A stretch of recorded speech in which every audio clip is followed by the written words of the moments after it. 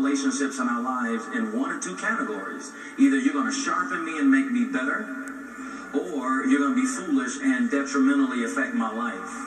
And the notion of quantity versus quality is significant because we live in a day that tells us that you are special, you are significant if you've got a lot of followers and a lot of friends. Okay. When you start talking about social media, the impact that it has on our understanding of relationships.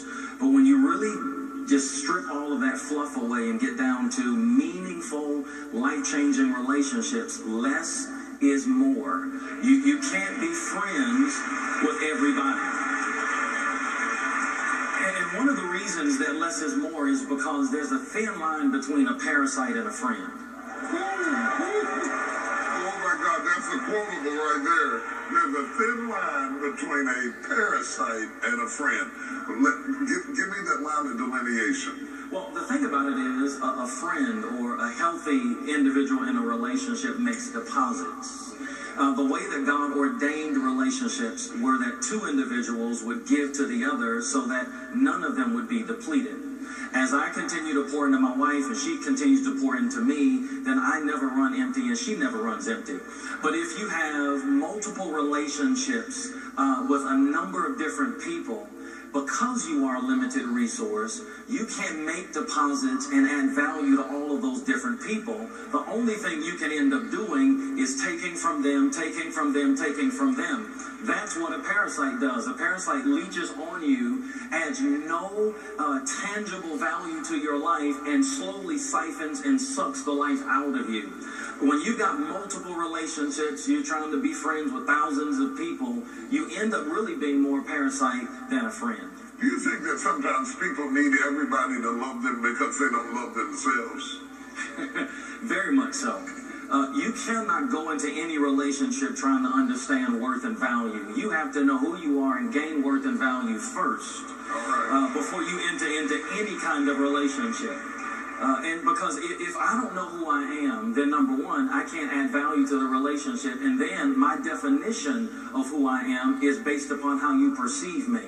And what if you perceive me in a way that's not congruent with who God says that I am and who I know that I am? All right. When you find yourself in these situations, you talk about these toxic, I use the term toxic relationships that either diminish you or add value to you. Some people have a knack for hooking up with the wrong people. They have a degree in getting in the most toxic relationships habitually, and I think sometimes it seems like a generational curse. It runs through the family. My mama did it, my grandmama did it, my auntie did it. Nobody in the family has ever modeled a healthy relationship. How do you break the trend, stop the pattern, end the curse, and begin to identify positive relationships and go up the elevator instead of down? Well, there are two significant things that has to be done. First of all, you got to divorce yourself from this notion of loving people that are quote unquote your type. What you got to do is to learn. Shout out for that. You got to really pursue people of purpose and not people of your type. Meaning that your type may be tall, dark, and handsome, but the person that God puts in your life for purpose may be short, fat, and bald-headed. And evaluate people based upon that criteria. You may look good. You may even have something that maybe is attractive. Maybe you know some people in the field where I'm trying to move and excel.